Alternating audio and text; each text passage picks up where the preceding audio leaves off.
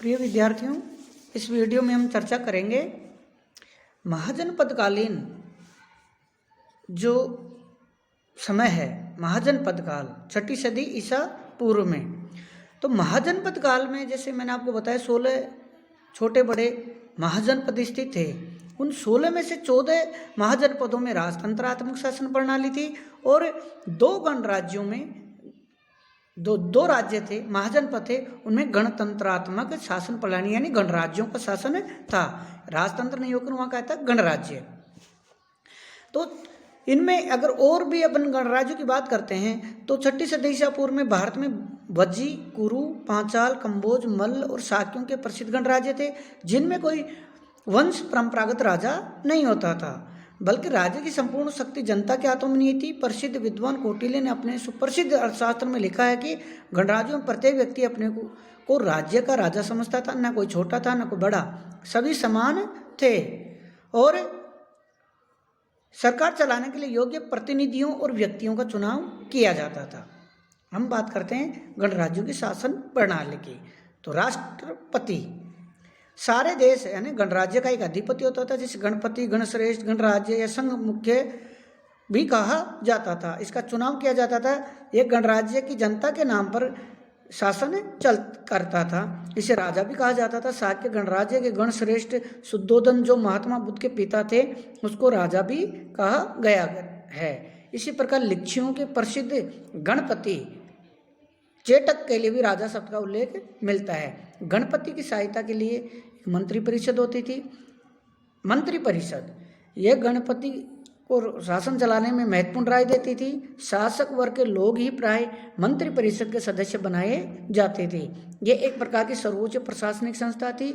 इसकी सदस्य संख्या सामान्यतया 9 होती थी। इनकी नियुक्ति कैसे होती थी, यह विद्वानों में विवाद का विषय है। परिषा प्रशासनिक व्यवस्था के संदर्भ में राष्ट्रपति, मंत्री परिषद और तीसरा पॉइंट है परिषा। गणपति और मंत्री परिषद परिषा के प्रति उत्तरदायी होते थे। परिषा गणराज्य की मुख्य संस्था होती थी, जिसे परिषद भी कहते थे। यह वर्तमान लोकसभा के समान ही थी। परिषा के सदस्यों का निर्वाचन जनता करती थी। परिषा के यानी परिषद के सदस्यों का निर्वाचन जनता करती थी। परिषद के प्रतिनिधि सदस्य भी राजा कहलाते थे। परिषद के प्रतिनिधियों की संख्या लगभग जनसंख्या पर आधारित रहती थी। लिच्छवी गणराज्य में परिषा के प्रतिनिधियों की संख्या लगभग 7,700 थी। इस संस्था को कार्य पद्धति और अधिकार कर्तव्य के बारे में ज़्यादा जानकारी प्राप्त नहीं होती है। चौथा पॉइंट संस्थागार। परिषा यानी परिषद की बैठक जहाँ होती थी उसे संस्थागार नामक भवन में होती थी और उसे संस्थागार कहा गया। यह लोकसभा भवन के समान परिषद भवन होता था, जिसमें सभी सदस्य मंत्री परिषद के एकत्रित होकर महत्वपूर्ण विषयों पर वाद विवाद और चर्चा करते थे। बहुमत और सर्वसम्मति से निर्णय लिए जाते थे। पक्ष विपक्ष में मत देने के लिए रंगीन सलाखाएं होती थी। संस्थागार में एक निश्चित संख्या में सदस्यों का उपस्थित होना यानी कोरम पूरा होना जरूरी रहता था। आधुनिक काल में जैसे इसे कोरम कहते हैं। प्रस्तुत विषय में प्रत्येक सदस्य अपने विचार और मत प्रकट करने के लिए स्वतंत्र था।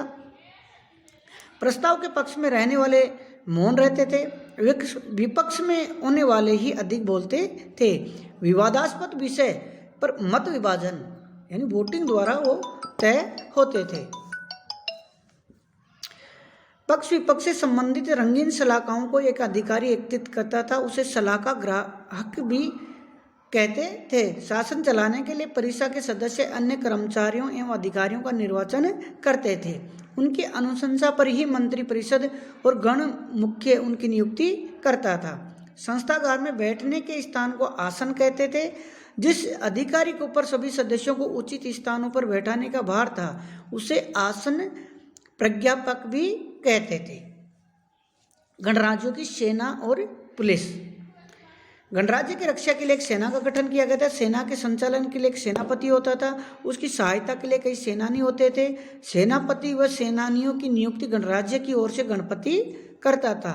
सेना की पर्याप्त संख्या होती थी। गणराज्य होने से संपूर्ण गण प्रजा युद्ध के समय सेना का साथ देती थी। नगरों व राजधानी की व्यवस्था के लिए पुलिस का प्रबंध भी होता था।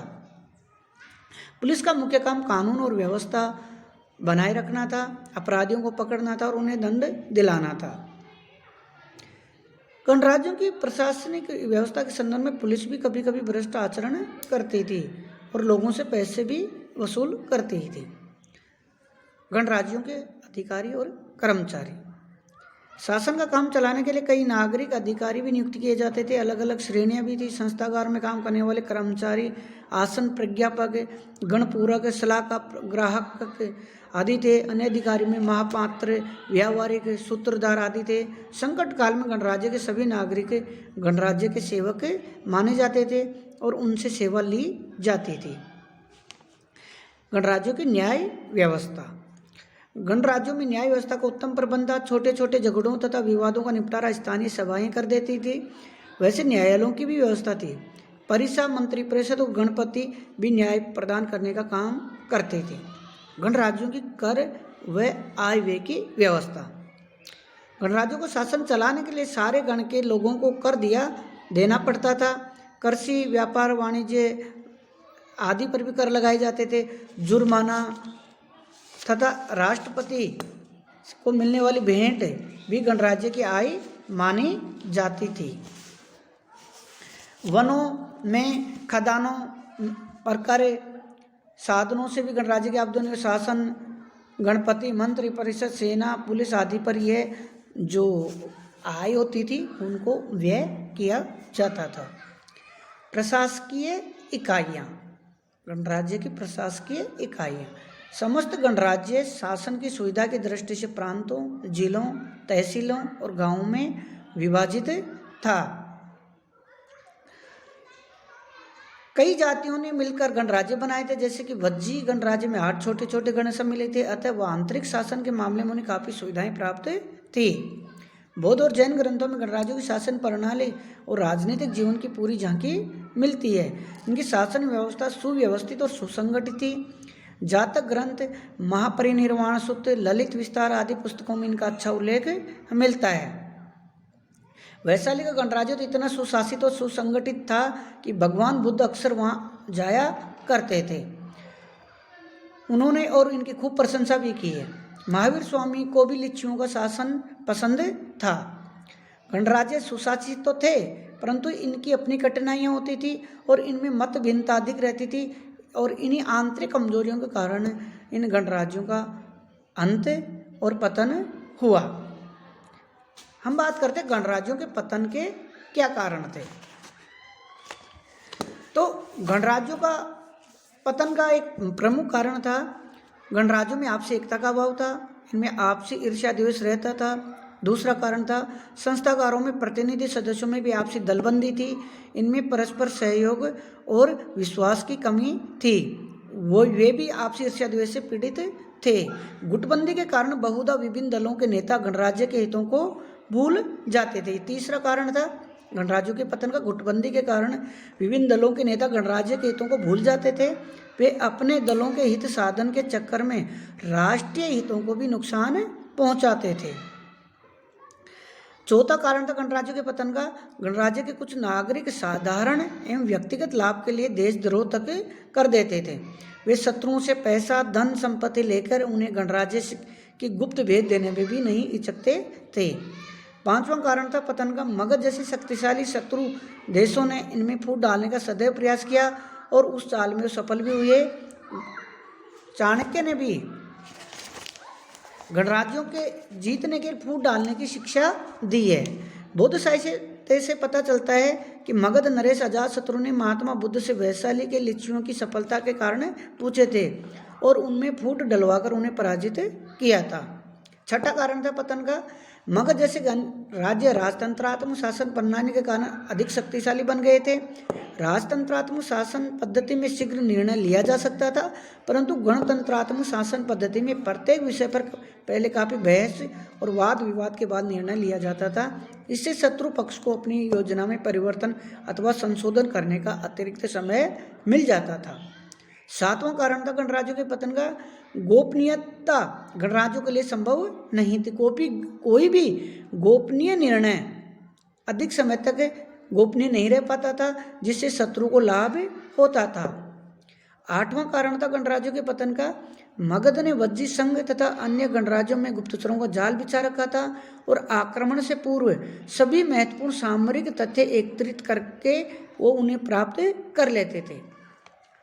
उपयुक्त कारणों के अलावा सामूहिक परिणामों से भी गणराज्यों का पतन हुआ। इनमें कुछ के पतन के लिए यूनानी शासक सिकंदर का आक्रमण भी उत्तरदायी माना जाता है। सीमांत प्रांत के गणराज्यों ने यूनानी सेना को जबरदस्त टक्कर ली थी।